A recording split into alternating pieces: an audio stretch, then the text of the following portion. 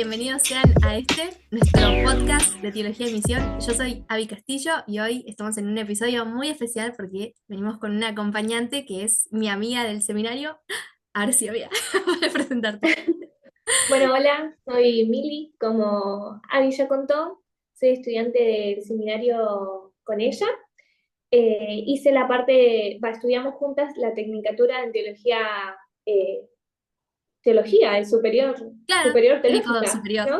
en teología. Claro, yo hice la parte de investigación, ahora estoy haciendo la parte de investigación bíblica y antes hice la parte de teología práctica, que es más como orientado a lo pastoral. Mm. Pero nada, encantada de la invitación y de poder estar acá. Bueno, gracias amiga por acompañarnos. Así que sí, básicamente somos compañeras ahora también porque yo también estoy en la rama de investigación bíblica y por eso decidimos hacer este episodio, más allá de que, bueno, obviamente el podcast se relaciona mucho con la misión o en sí, digamos, con la teología misionera. Hoy vamos a cambiar por ahí un poquito de eso y vamos a compartir específicamente de unas investigaciones que nosotras trabajamos, yo en mi caso el año pasado y en el caso de Mili este año, que se vinculaban no tanto en sí por la misión, sino más bien por la teología y el tema del discipulado, que igual no deja de estar del todo desvinculado al compromiso misionero. Así que bueno, nuestro podcast, como habrán visto, se llama Discípulos del Camino. Trabajamos mucho también con Santiago Guijarro, que amamos todos, creo, ese autor, Hagamos. dedicado a Pablo Bernola, que es su favorito. Él estaría orgulloso de nosotras, Muy orgulloso. Él ¿o es no? nuestro profe del seminario, así por las dudas lo decimos, pero la verdad es que fue un autor muy fascinante. Mili también me compartió uno de los libros que leyó de él, así que queremos contarles antes de entrar directamente a nuestras investigaciones, y como les dije, que el discipulado es el tema central de lo que vamos a estar hablando, pero también queremos contarle un poco del contexto, el contexto del cual, digamos, surge o en el cual está el Evangelio en sí, porque nosotras compartimos en nuestras investigaciones la misma sección del Evangelio de Marcos, que es una sección que se llama sección del camino y por eso, bueno, también vamos discípulos del camino. Y dentro de esta sección hay muchas perícopas, narraciones, como le decimos, y bueno, están, sí, muy, muy ligadas. Entonces, Milu, no sé si querés contar un poquito de qué es esto de la sección del camino que trabaja Santiago Guijarro, o sea, un poco el contexto, qué significa. Sí, como para decirlo así a grandes rasgos y brevemente, Ujú. como Abby contaba, dentro del Evangelio de Marcos hay una sección que más que nada es como la segunda parte del Evangelio. Empieza esto, lo de la sección del camino, que si no me equivoco, se inaugura en Marcos 8 y sigue Ujú. después más adelante, en donde se ve a Jesús en diferentes momentos junto con sus discípulos en el camino. En Marcos 8, que bueno, después vamos a hablar un poquitito de eso, empieza con Jesús en el camino con sus discípulos a las aldeas de Cesarea de Filipo. Y bueno, así creo que hay tres diferentes escenas más donde justamente también resultan en el camino. Lo curioso de esto que hablábamos también la otra vez con Avi, que estuvimos hablando de mi investigación y eso, es que en las tres secciones que se habla sobre el camino, también sigue acompañado de una enseñanza. Jesús en el camino cuenta sobre su muerte y resurrección, o sea, sobre su misión mesiánica, y también después va acompañada como de alguna enseñanza en particular con respecto al discipulado. Pero esto de el camino también no es solamente una cuestión o un escenario físico, sino también es algo creado por el autor del Evangelio para darle un significado más profundo. ¿Querés agregar como o contar un poquitito de esto si Ok. no hablo yo sola? Claro, bueno, como venía diciendo Mili, justamente este camino es el viaje también de Jesús de Galilea a Jerusalén hasta lo que en el Evangelio de Marcos se conoce como la Pasión de Cristo, y es justo esta porción, ¿no? Del 8:27 hasta el 10:52, y es muy interesante porque, como decía Mili, no solo es el aspecto físico de estos hechos que es en el camino, digamos, en los distintos lugares que van recorriendo, sino también de las enseñanzas que se dan en medio de ese trayecto y de las declaraciones de Jesús también. En Marcos hay algo que se conoce como el secreto mesiánico, que es esto de que, digamos, Jesús no quería que se anuncie quién era él. Y los discípulos tampoco comprendían, digamos, del todo quién era Jesús. O sea, tal vez sí lo seguían digamos, y caminaban junto a él, pero no había como un entendimiento real de su persona, ni una confianza firme, digamos, en él como quién era, ¿no? Mesías y demás. Entonces, básicamente, lo que queremos también compartirles es que Santiago Guijarro dice que Marcos, el hilo conductor de Marcos, es la cruz. Y por eso también creo que a nosotros particularmente nos llamó mucho la atención para trabajar nuestras, digamos, pericopas, porque el camino es como ese lugar del seguimiento del maestro y hay que estar dispuestos, después, poco más adelante vamos a hacer como una especie de reflexión de cierre sobre esto, pero es un espacio también de invitación para cada uno de nosotros, así como lo fue en ese momento en el contexto tanto del autor de cuando lo estaba escribiendo y de las personas a las que eran, digamos, destinatarias de este evangelio, pero es una invitación que no deja de perder validez para hoy, en la actualidad, de animarnos a seguir a Jesús en todo su camino. Así que bueno, por eso también, ¿no? Acá todo es como re simbólico, por esto discípulos del camino, o sea, es literalmente eso, Es muy llamado. simbólico, está muy bueno y creo que a medida que vayamos hablando como que se va a ir entendiendo un poquito más el por qué el nombre de este episodio, pero está muy, o sea, es muy interesante la verdad, porque creo yo, al menos a mí me aportó muchísimo hacer una investigación sobre este tema y estoy segura de que a vos te habrá hecho tus aportes con respecto a también al tema del camino o la película que vos elegiste, entonces la verdad es que va a estar muy bueno. Épico, o sea, a mí les está diciendo, quédense hasta el final de este episodio porque Quédense, vale la pena. escúchenlo. Vamos a hablar de Chosen. No, mentira. Ah, pero nada. Bueno, Mili, entonces, compartinos si querés un poco de tu investigación y contar a los chicos también qué parte específico de toda esta sección trabajaste y compartirnos los puntos centrales más que nada. Bueno, como Abby comentaba, tuve que hacer una investigación el cuatrimestre pasado. Tenía que elegir yo un tema X de la Biblia para poder estudiarlo, utilizar métodos exegéticos para poder estudiar ese pasaje. Y algo que siempre me había llamado la atención es en Marcos 8, cuando Jesús le dice a Pedro, apártate de mí, Satanás. Era algo que siempre me había llamado la atención, pero por el significado de la frase, ¿no? O sea, es fuerte. Estoy segura Re que ustedes están picante. escuchando y, claro, ¿qué le pasó a Jesús que está llamando encima? No es por nada, pero Pedro es mi discípulo favorito. Entonces, como que siempre fue muy chocante para mí que Jesús le diga eso, más que nada también por el valor que nosotros le damos como a la palabra Satanás, ¿no? Y me pasó de hace unos años atrás estar leyendo un libro de Santiago Guijarro, donde él utilizaba otra traducción que no era apártate de mí, Satanás, sino ponte detrás de mí, Satanás.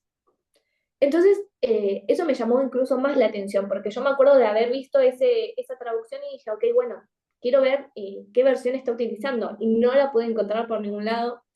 Entonces dije, bueno, no importa. Y cuando se me dio la oportunidad de hacer una investigación, me acordé de ese pasaje y dije, bueno, este es mi momento para poder investigar un poquito más a profundidad qué es lo que quiso decir Jesús al respecto. Entonces, obviamente como en la investigación no puedes tomar un pasaje y estudiarlo ya, sino que, bueno, tenés que hacer una delimitación de la perícopa, etc. Mi investigación se basó en Marcos 8, del versículo 27 al 33. Es justamente esta sección donde empieza la sección del camino, donde Jesús en el camino le pregunta a sus discípulos, es conocidísima, seguro la conocen, cuando Jesús le dice, ¿quiénes dicen los hombres que soy yo? Bueno, algunos Juan el Bautista, otros uno de los profetas, y ahí Jesús le dice, uy, ¿ustedes quiénes dicen que soy yo?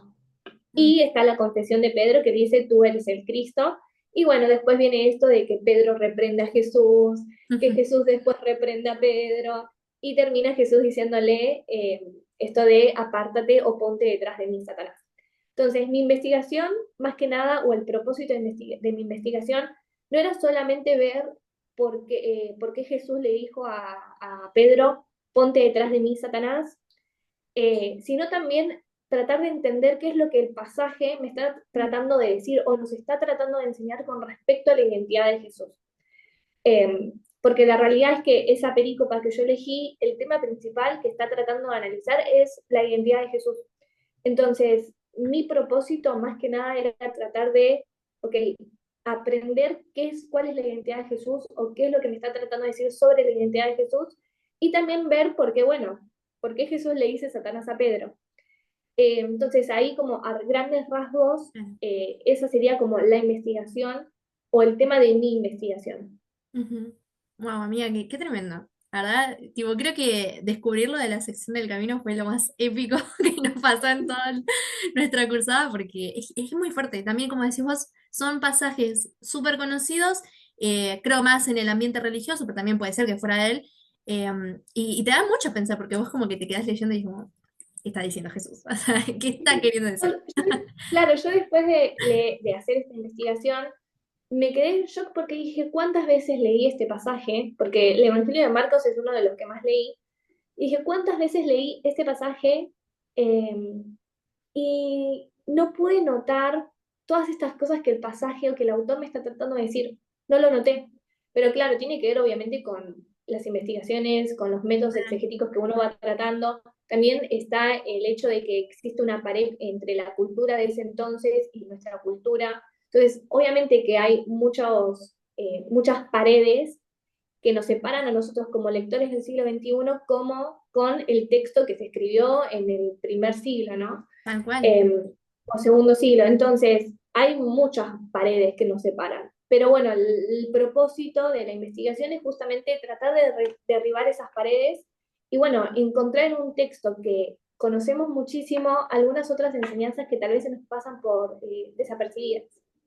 Claro, sí, no, es difícil también a veces porque tendemos mucho tal vez cuando lo leemos a buscar la aplicación práctica directa para nosotros y nos olvidamos de todas estas cosas. A veces incluso pasa que no usas tantos métodos, pero con solo leer un poquito más detenido y profundizando en algo tan simple como el contexto, digamos, de ese momento, ya empezás a sacar un montón de cosas y creo que ese es como el trabajo, ¿no? de cada uno.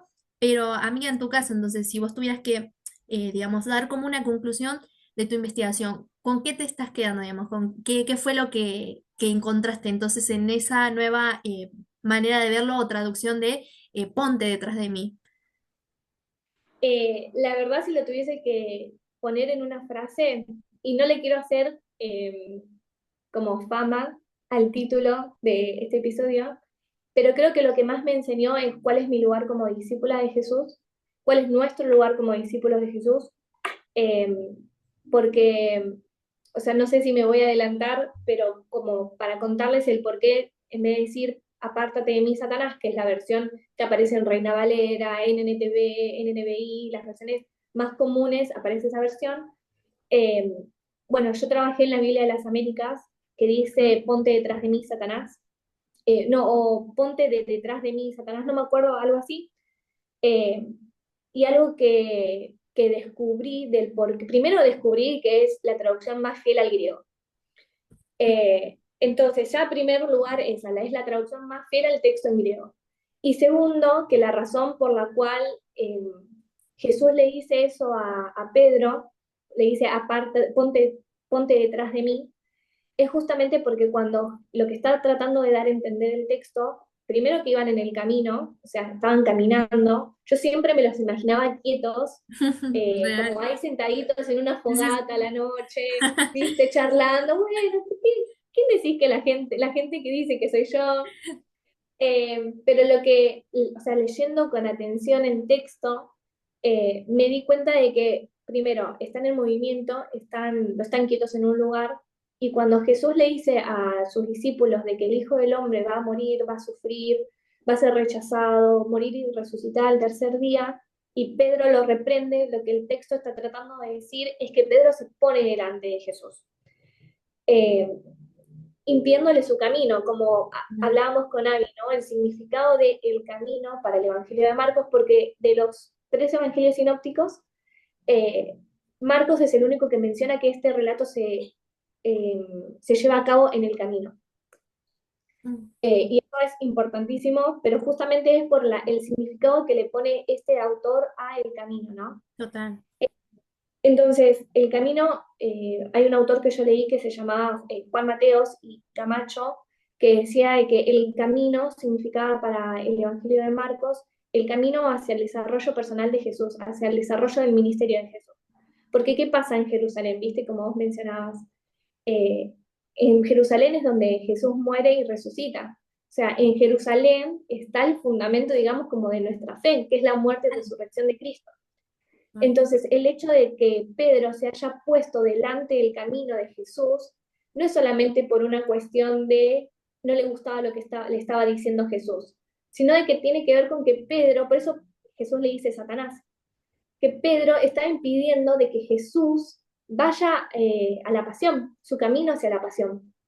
Por eso le dice Satanás. Satanás, en realidad, nosotros, yo esto le hablaba la otra vez con unas amigas, nosotros cuando hablamos de Satanás nos imaginamos a un diablito, ¿viste? Con colita, con cuernitos, pero Satanás, la realidad es que la palabra Satanás significa enemigo u oponente.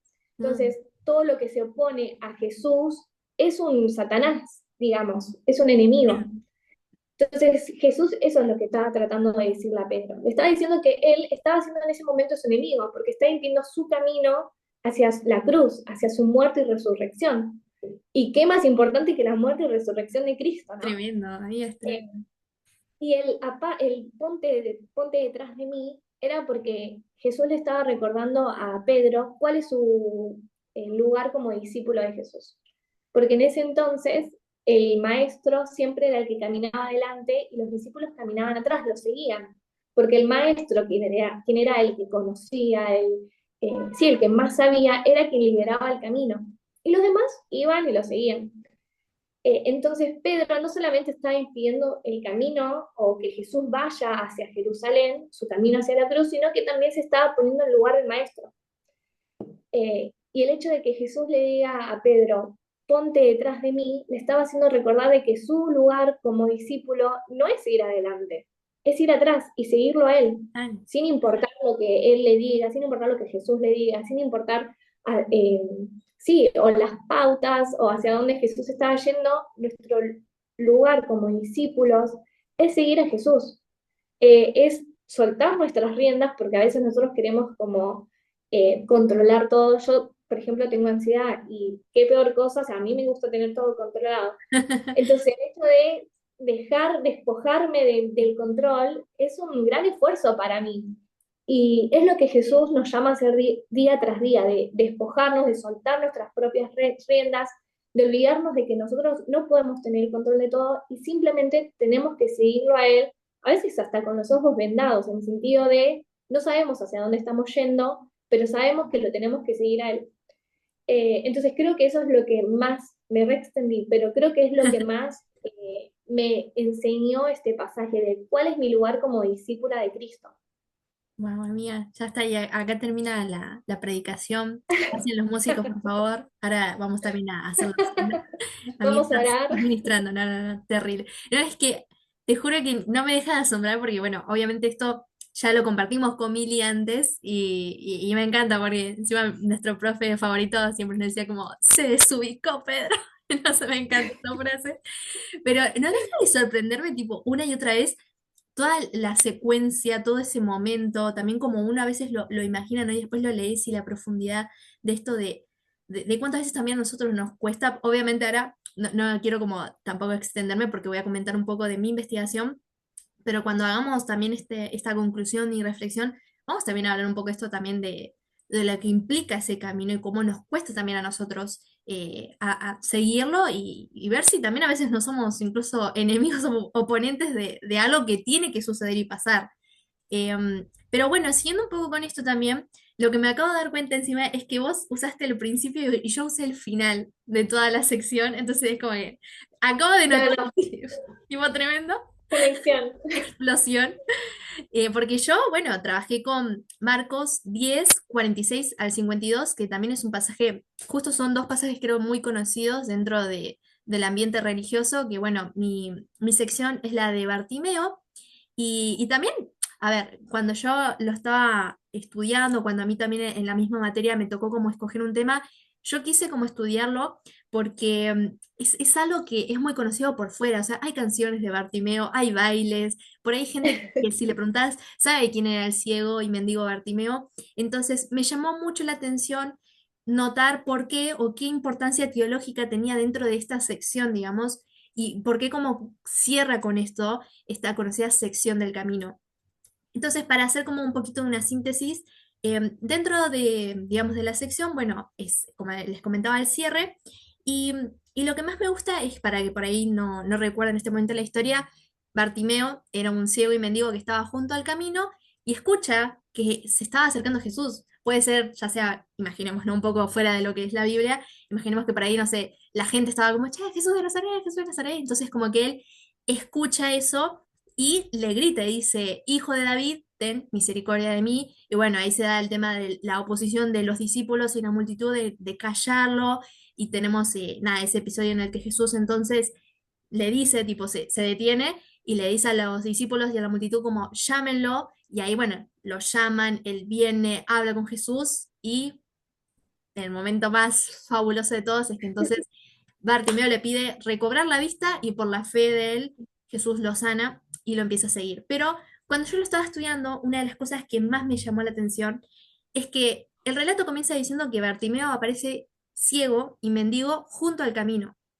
Y el relato cierra diciendo que ahora Bartimeo, ya vidente, digamos, ya viendo, ya despojándose de su capa, que era también esto de la simbología de, bueno, me despojo de aquel título de mendigo, ya no lo soy más, lo sigue a Jesús en el camino. Entonces el relato literalmente, o sea, mi pericopa, comienza en el camino y termina en el camino. Y en ese proceso se da el seguimiento. Y esto es fabuloso para mí porque muchas veces como que se ha visto este relato como dándole un énfasis a la sanidad que recibe Bartimeo. Entonces, como que no, ahí Bartimeo, Jesús, y ven aquí, por favor, y Bartimeo lo sana. Pero es re interesante que a mi profe de griego, Leopardi, le encantaba decir que este es un relato de vocación. Es un relato de un llamamiento, de una invitación. Porque Bartimeo lo llama a Jesús con un nombre cristológico, hijo de David. Hasta ese momento, o sea, como les decíamos, hay un secreto mesiánico de no podemos decir quién es Jesús. Y Bartimeo literal grita y dice como, Jesús, hijo de David. Entonces, como que es tremendo. Y no solo por eso también, por el hecho de que a mí me encanta pensar que si vemos esto como un relato de vocación, Bartimeo no puede ir hasta que Jesús lo llama. Y es tremendo pensar que en realidad el seguimiento no se da tanto por la búsqueda de nosotros, sino que nadie puede seguir a Jesús al menos que Jesús lo llame y lo invite. Y no es, digamos, a veces se reduce también, creo yo, mucho al aspecto soteriológico del seguimiento de Jesús. Como que, bueno, entonces Jesús es mi Salvador, lo acepto en mi corazón, hago la oración de fe y ya está. Pero no, o sea, Jesús no se queda con solo llamarlo, invitarlo y que él se acerque a él, sino que encima lo, digamos, Bartimeo lo empieza a seguir en el camino.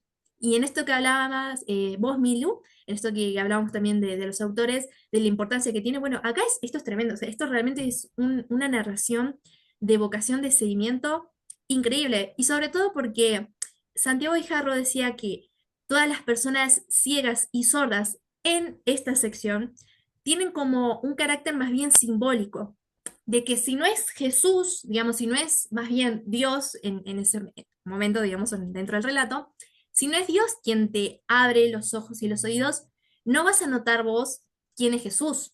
No está como en tu capacidad el poder entenderlo. Entonces, esto también es re importante porque no es hasta que Bartimeo es sanado que tiene capacidad para seguir a Jesús. Y no es que él no tenía fe, pero literalmente, o sea, o es Dios el que te abre los ojos, o no hay chance, no hay posibilidad de que vos puedas entender y seguir a Jesús en el camino.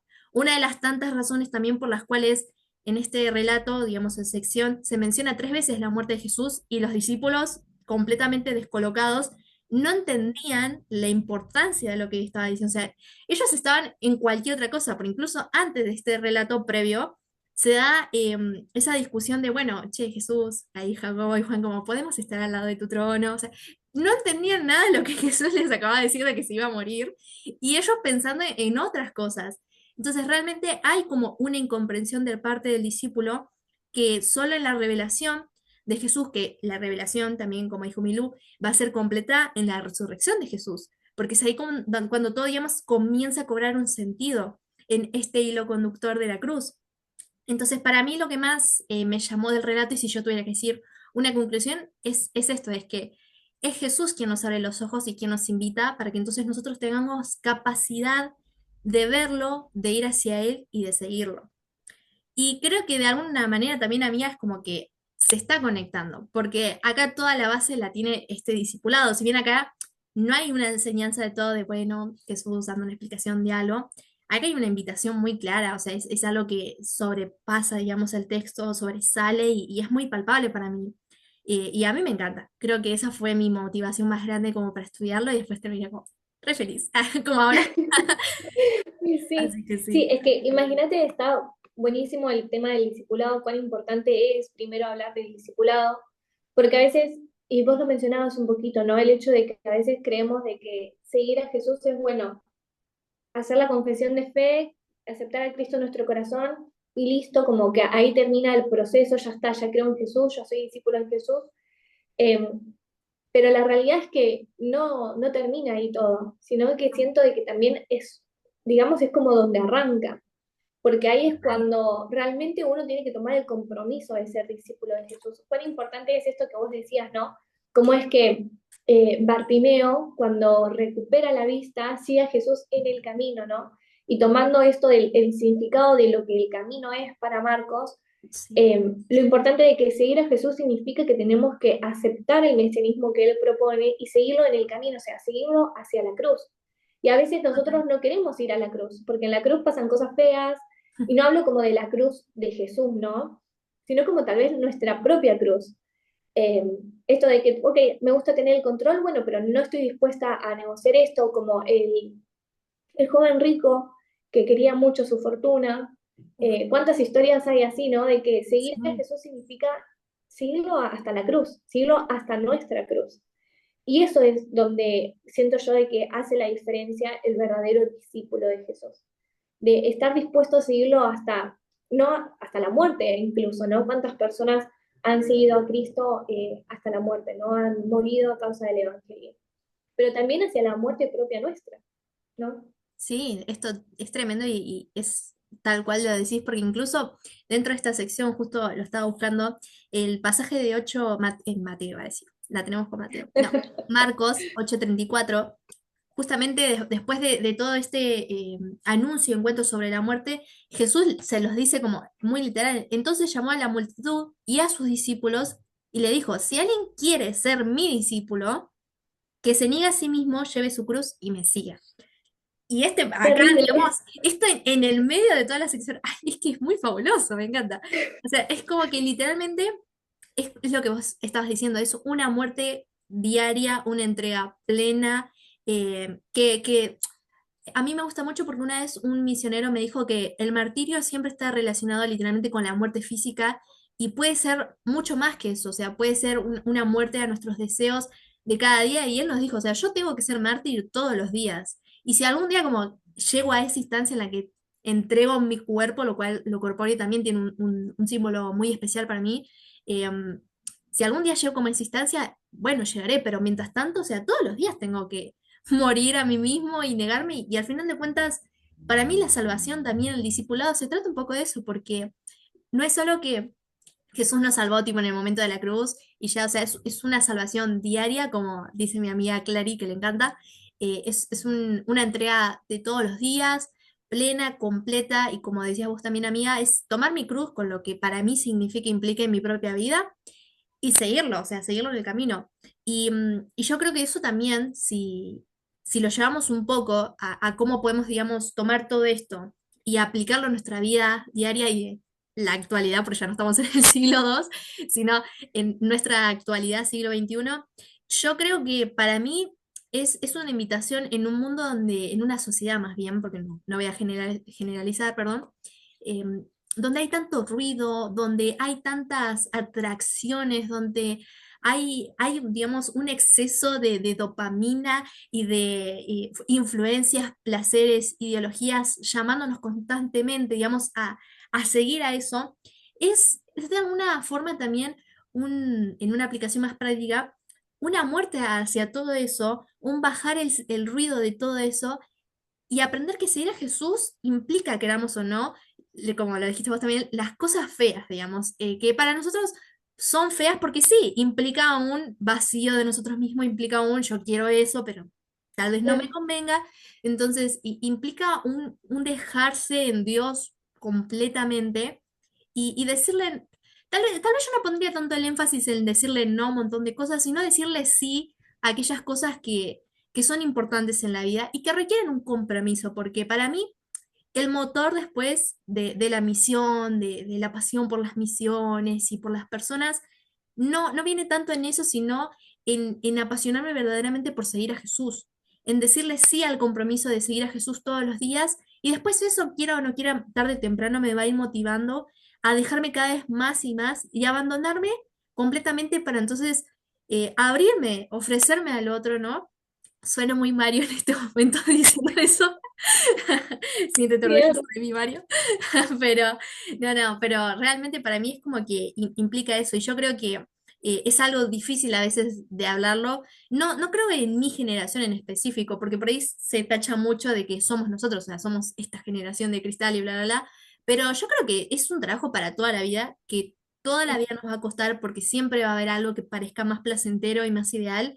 Pero cuando tenés ese momento vos decís, yo quiero decirle sí a Jesús en esto y lo seguís y estás dispuesto a hacer todo hasta llegar al camino, digamos, de la cruz o de la pasión, el momento culmine, hay una satisfacción, hay una plenitud que no se iguala y que creo que eso habrá sido un detonante importante en la vida de los discípulos porque hasta el momento de la resurrección, cuando ellos por fin empezaron a comprender las cosas, el tener que mirar atrás y decir, wow, y el compromiso que los llevó a ellos a la evangelización mundial después, para mí es increíble. Para mí ese es el verdadero encuentro de Jesús con Pablo, por ejemplo. Eso es lo que realmente te cambia y te ayuda a ser un discípulo maduro que, como digo, no pone tanto su énfasis en decirle no al mundo y a las cosas, sino decirle sí al compromiso de Jesús de madurar y de crecer y seguir, ¿no?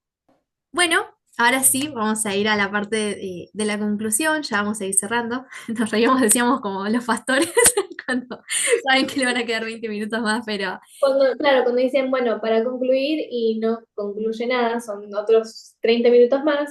real. No, vamos a intentar así sintetizar. Es que decíamos recién que daba mucho más para hablar también, porque es un tema súper amplio, súper rico, pero bueno, sé que Mili tiene una pregunta, así que amiga, te doy pie también a eso. Sí, sí, lo que va mientras te escuchaba hablar con lo que decías, y también para traerlo un poco más a la práctica, ¿no? A nuestro, sí, a nuestro mundo, a nuestra vida como iglesia, como sociedad. Nada, me surgió la pregunta, ¿cómo es que vos podés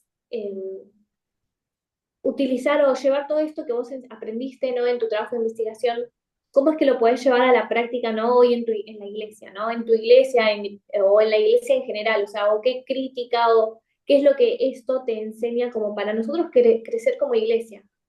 Wow, sí, es una pregunta muy interesante que yo también creo que, permítame mi momento de misionera acá, pero yo lo pensaba mucho también en el caso, por ejemplo, de mi narración, que lo voy a comentar desde ahí porque, bueno, es lo que más trabajé.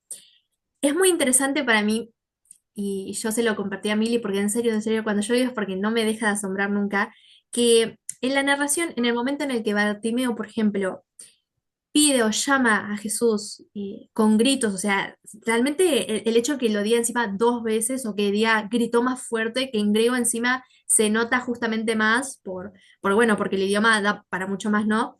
Pero se nota como esa insistencia, como ese grito desaforado de ayuda, de necesito encontrarme con Jesús, que yo creo que no deja de ser el grito desesperado en el corazón de muchos hoy en día. Me llama tanto la atención cómo la gente al escuchar eso, por ejemplo, le impide a Bartimeo llegar hasta Jesús. O sea, le dicen literalmente como que te calles. O sea, y a Jesús después tipo, Señor, cállalo, ¿entendés? Porque está dando gritos, está dando voces y como que nos distrae, nos molesta eso. Me lleva a pensar dos cosas. En esta importancia que hablábamos, también ligándolo a lo del discipulado, a la importancia de llegar a esa instancia en la que uno se encuentra con el Jesús que te está buscando. ¿Por qué los discípulos y la multitud, porque tampoco es que especifica si fue uno u otro, por qué no le permiten seguir a Jesús? ¿Por qué les molesta tanto eso? Más allá, de nuevo, del secreto mesiánico que hay, a mí me lleva a pensarlo en la iglesia. ¿No será que a veces nosotros también hacemos eso con la gente? Seremos una pared, un obstáculo para que la gente, digamos, llegue hasta Jesús. Y no sé si yo quiero decir que entonces por eso, o sea, como que nos molesta que la gente, digamos, como a ellos les pasaban a los discípulos. No, pero yo quiero pensar en todas las barreras, todas las maneras en las que nosotros a veces entorpecemos el camino de quien está llegando hacia Jesús. Y yo creo que esto está muy relacionado con la madurez del discípulo, porque para mí una clave que, por ejemplo, nos da el Evangelio de Juan, y vamos a cambiar un momento de Evangelio, pero una clave es que para Juan es re importante el vínculo fraternal y de amor. A lo largo de todo su evangelio prácticamente, para él el discípulo, digamos, es aquel que tiene la misma capacidad para amar que tenía Jesús. Entonces a mí me lleva a pensar, como iglesia, ¿estamos haciendo eso? O sea, como iglesia realmente hay discípulos maduros, aptos, digamos, para amar a otros, para invitar a seguir a Jesús, porque, de nuevo, yo creo que lo había dicho al principio de cuando estaba contando la investigación, Jesús no llama a Bartimeo. Jesús le dice a los mismos que estaban callando a Bartimeo que vayan y lo llamen. Y eso para mí es como Jesús diciéndole a la iglesia en la actualidad, no, o sea, no voy a llamar a la persona directamente, voy a usar a vos como un medio, como un motor para llegar hacia la gente. Entonces, a Oh, veces con nuestro fariseísmo o legalismo en las cosas, y también a veces con nuestros métodos, diría yo, estamos siendo en realidad una pared para la gente, cuando el evangelio implica tender puentes entre culturas y métodos. Y si yo lo quiero incluso llevar hacia las misiones, yo diría que queremos, digamos, poner tantos métodos, queremos que la gente cuando llega, darle una lista de reglas de, bueno, no hagas esto y no hagas esto y cambia esto, y abandonar toda tu cultura y toda tu historia y todos tus dioses, y entonces ahí como que vas a llegar a Jesús. Y para mí, ser misioneros, ya sea transculturales o acá en la actualidad, digamos, en nuestro contexto, es todo lo contrario. No es una lista de no, sino es apertura completa. Es me involucro con el otro, me meto, digamos, me zambullo en la cultura del otro e intento de todo para que por medio de su propia cultura, su propia capacidad de entender, le llegue Jesús. Y se los propongo, o sea, Jesús es invitación. Entonces yo no le impongo, le propongo al otro la invitación, la posibilidad de que acepta o no acepta a Jesús, porque queramos o no, creo que a veces nos cuesta entenderlo porque obviamente duele y no va a dejar de doler, pero la gente tiene libertad para decidir decir no a la invitación de Jesús.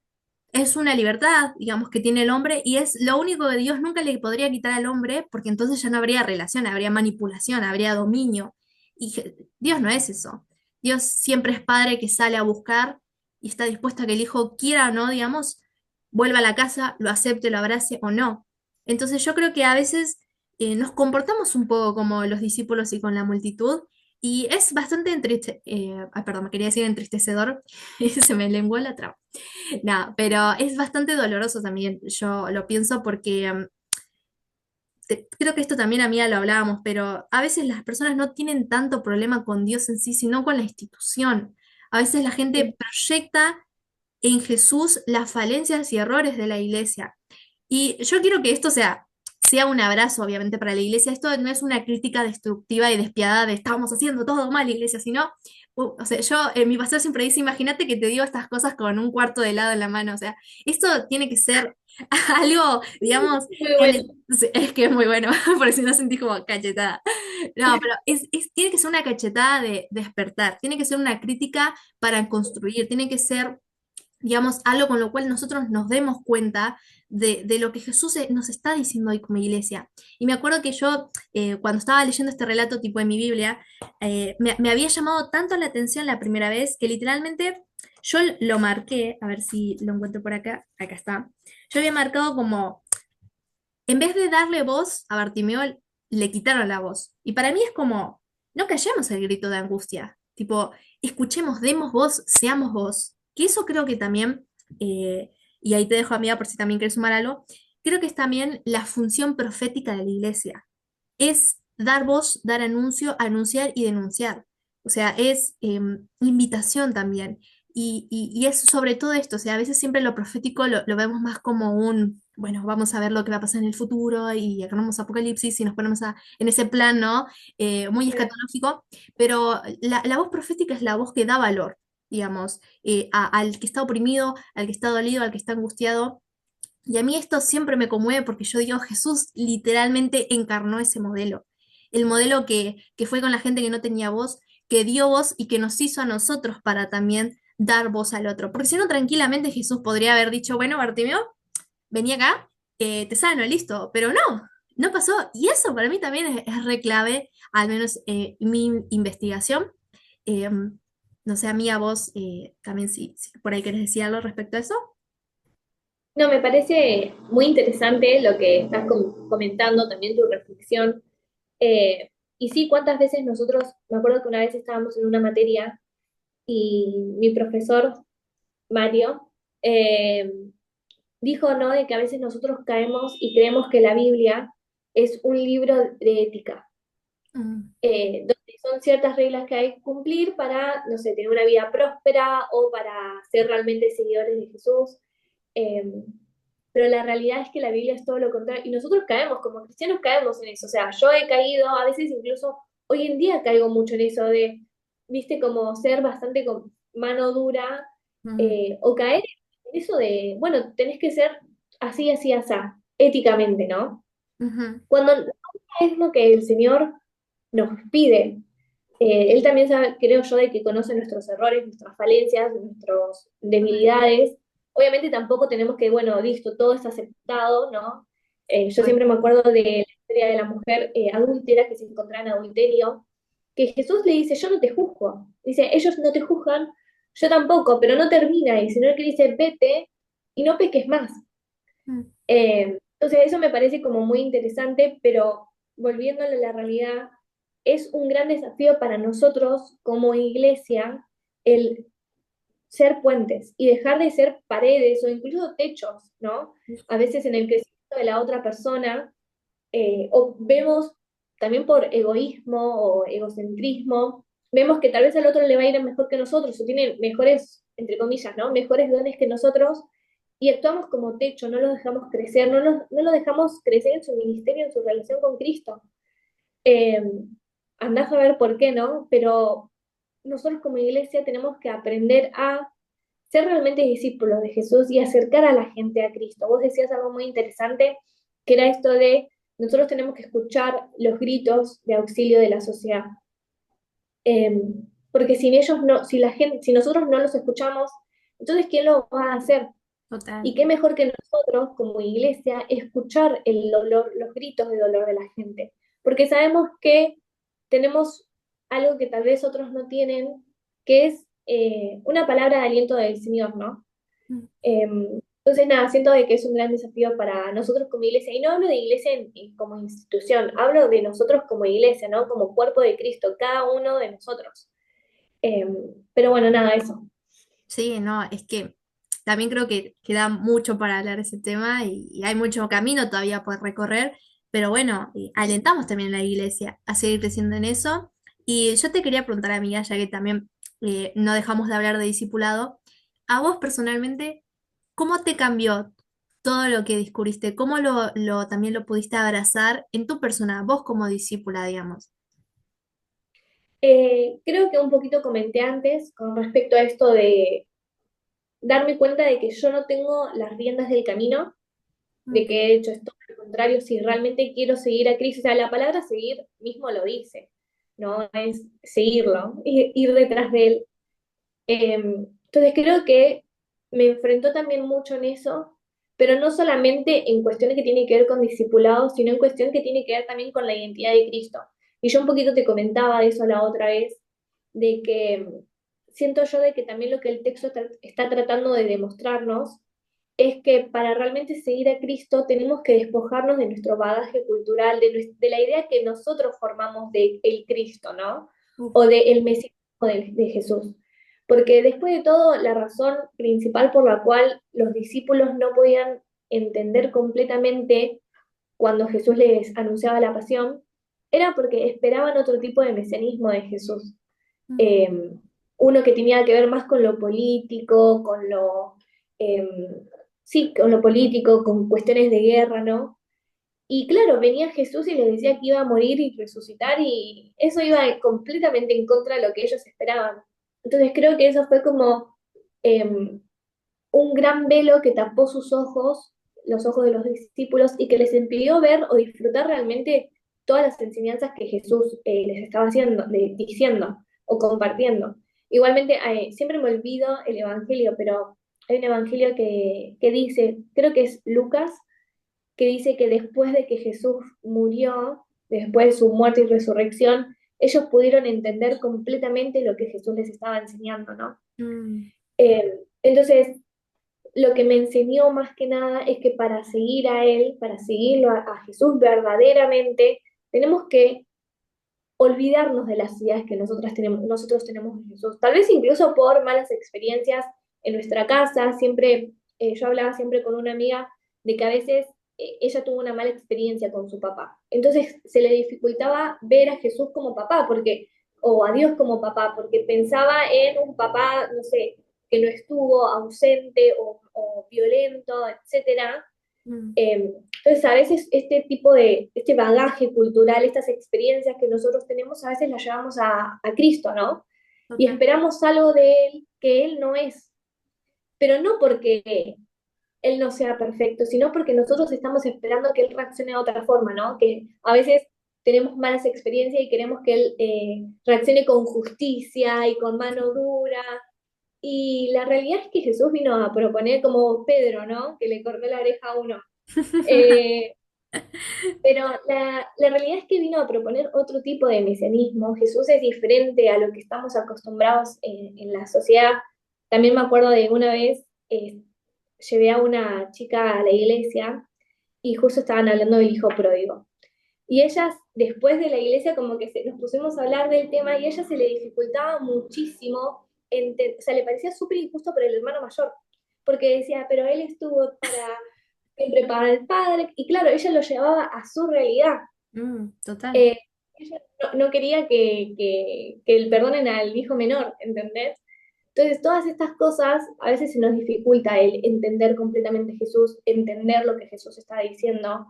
Creo que es un gran desafío eso de Jesús no vino a cumplir con nuestras expectativas, sino a cumplir las expectativas del Padre. Y eso me parece súper importante también cuando Jesús le dice esto de quiénes dicen los hombres que soy yo. Y ellos dicen, bueno, Elías, como que lo relacionan a figuras proféticas. Eh, pero él es el Hijo de Dios, ¿no? Yo también te comentaba la otra vez en el bautismo de Jesús, que se escucha la voz del cielo que dice, este es mi Hijo amado, de quien me complazco. Eh, entonces, no tenemos que olvidar eso, de que Jesús es el Hijo de Dios y Él viene a cumplir las expectativas del Padre. Él es quien es el Padre, no es lo que nosotros queremos que Él sea.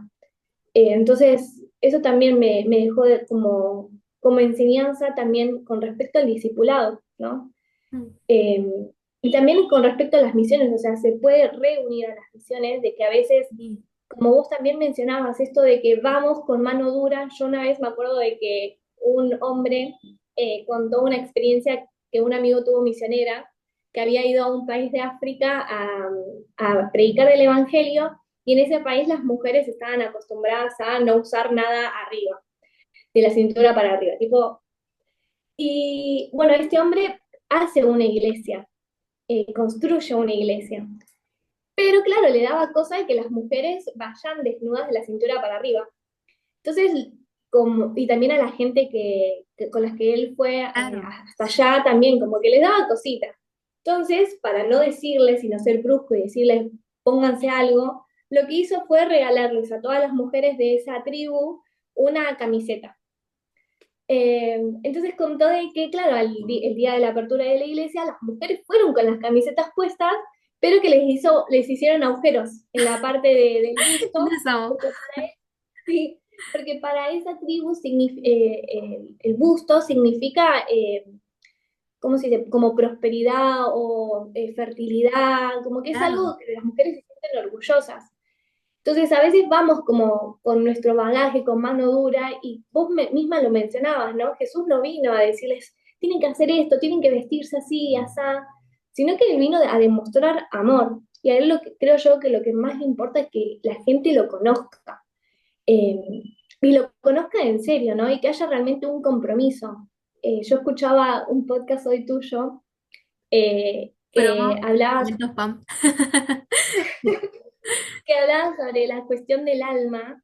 Mm, eh, y decía, ¿no? De que nosotros, Él vino a salvarnos completamente. Y nosotros a la hora de, o sea, nosotros no salvamos almas, decías vos, sino que salvamos la totalidad de la persona. No es solamente voy, bueno, le predico, me fijo de su necesidad espiritual y ya está, sino de que la persona tiene muchas otras necesidades. Y Cristo vino también a suplir con eso, ¿no? sí. Nada, me fui de las ramas igual. No, me encanta, me encanta. Porque creo que todo se une en un punto y creo que también nuestro lenguaje a veces dificulta mucho esto que decíamos. O sea, de a ratos también tenemos conceptos muy bélicos en la forma en la que compartimos las cosas, salvar almas, conquistar, y no hacemos ninguna de las dos, en realidad. O sea, nos acercamos, ¿no? Esto que decíamos también, personas integrales. Nos acercamos a personas integrales con necesidades integrales, físicas, espirituales, psíquicas, emocionales. Y a mí me lleva a pensar mucho también el libro de Misión sin Conquista, que es uno de mis libros favoritos, eh, que cuento brevemente porque igual ya lo mencioné un montón de veces, pero es que me espaneo mal con ese libro. En el libro de Misión sin Conquista se cuenta esa experiencia de unos hermanos menonitas que van al Chaco a compartir con una comunidad. Y ellos decían que en todas las religiones, en las comunidades, digamos, siempre hay una luz de revelación, digamos, que se termina completando después en la persona de Cristo, pero que nunca eso significa que va a modificar la esencia, digamos, de esa cultura, tanto sus aspectos, no esto que decías, por ejemplo, de las mujeres, no está implicando un cambio en su forma de vestir, ¿no? Porque esas cosas a veces las tomamos como leyes y son principios modificables según el contexto también en el cual uno se encuentra. Pero esto siempre nos anima a pensar, y también como ahora sí, cerrando, a mí me animó mucho a pensar en que tal vez nos sigue faltando hoy en día, y no lo voy a decir solo como iglesia, sino cada uno personalmente como discípulos, escuchar más a Jesús. Y me llevó a pensar en Lucas 10, en ese momento en el que Jesús va a visitar, o va a la casa de Marta y María, en ese muy conocido pasaje de, bueno, Marta estaba atareada con un montón de cosas y María ahí a los pies de Jesús, re chill, y que después como que Marta tipo, Jesús, no me está ayudando en nada. Y él como que le dice tipo, ah, Marta, Marta, Marta, estás tan afanada, tan ansiosa por otras cosas que no es que no son cosas importantes, porque siempre, pobre, un cachetazo a Marta le dan todo el mundo, no es que son cosas como no importantes, pero María escogió la mejor parte. Y la otra vez me puse a investigar un poquito en el griego también como cuál era el verdadero significado de todo esto, porque siempre se habla mucho, ¿no? De como María re bien y Marta re mal, pero la mejor parte desde Lucas lo que está intentando expresar es justamente la acción del discipulado. O sea, la acción de estar a los pies de un maestro era justamente una acción que tomaban los discípulos del maestro para escuchar sus enseñanzas y lo que nos quiere compartir. Y a veces creo que vamos con un montón de cosas importantes, pero a mí me llama, a escuchar más a mi maestro también, a escoger esa mejor parte que no deja de ser el discipulado y tal vez prestando un poco más de atención a lo que Jesús nos está diciendo hoy como discípulos y como iglesia, vamos a poder después ser más efectivos, si se quiere, a la hora de misionar, de seguir caminando en este camino. Y a mí me encanta esto, o sea, yo lo compartía con una amiga también hace un tiempo que me había mandado un poema re bonito de ahora un autor que no me acuerdo, pero era como que decía esto, ¿no? Como que la voz de ese maestro es como la primavera irrumpiendo en pleno otoño o invierno y viene como a resurgir muchas cosas que solo en prestarle atención a esa persona que está hablando es que puede hacer sentirnos brotar todo eso en nuestro interior. Y para mí es eso, es si estamos en el camino, como iglesia y como discípulos, a veces simplemente, como decías vos también con el tema de Pedro, simplemente hay que seguir al maestro detrás y escucharlo. A veces no se trata tanto tampoco de las cosas que vamos haciendo, sino de escucharlo y prestar atención a cómo él lo hace. Y después, obvio, va a ser mucho más sencillo imitarlo, y seguir su camino, obvio siempre con la acción constante y transformadora del Espíritu Santo, ¿no? En nosotros. Pero para mí, si yo quisiera como cerrar con algo, sería con eso también. Como discípulos, creo que el primer paso de todos es escuchemos a Jesús más. O sea, meditemos más en eso. Y incluso Marcos, al final, aunque se supone que es un, digamos, un agregado, a mí me gusta mucho que los tres principios de Jesús, cuando le está hablando a los discípulos, no es tanto después lo de echar fuera demonios y evangelizar a todo el mundo, sino estar con Él. Y estar con Mm. Él implica para mí escucharlo, en una gran parte creo que, porque incluso si ese modelo de filosofía antigua, mucho antes de Jesús, de los maestros que iban delante y los discípulos que iban bastante atrás como para ver todo lo que el maestro estaba haciendo, o sea, para mí es eso, es también, es ese margen de espacio que hay para observar bien, para estar bien atentos. Y entonces sí, después yo voy y sigo el camino y va a ser mucho más fácil, como vos también decías, el aprender a decirle sí en el compromiso. Así que también me restendí, pero ay, es que me encanta. Así que, amiga, muchas gracias también por habernos acompañado. Gracias por todo lo que nos compartiste. Honro y bendigo mucho tu corazón también por todo lo lindo Gracias. que también Dios trabaja en vos y creo que va a seguir trabajando con todos nosotros. Y nos despedimos, amiga. Acá te decía ahí ese momentito para despedirte del público. No, gracias Abby, principalmente por nada, por invitarme, por pensar en mí, escribirme. La verdad es que nada, es un tema que, bueno, ya lo hablamos 20 millones de veces con vos, nos hemos encontrado en el pasillo del seminario y hemos charlado sobre el tema, pero bueno, es un tema que me apasiona muchísimo. Todo lo que tiene que ver con respecto a la Biblia es algo que me apasiona muchísimo, así que nada, más que feliz y contenta de poder estar acá y compartir un poquitito más de lo que me y nos apasiona. Total, amiga, total. Así que bueno, bueno, por muchas más charlas en el pasillo. ¿Y quién no nos dice en el futuro? Teólogas que se vuelven a encontrar para hablar de esto.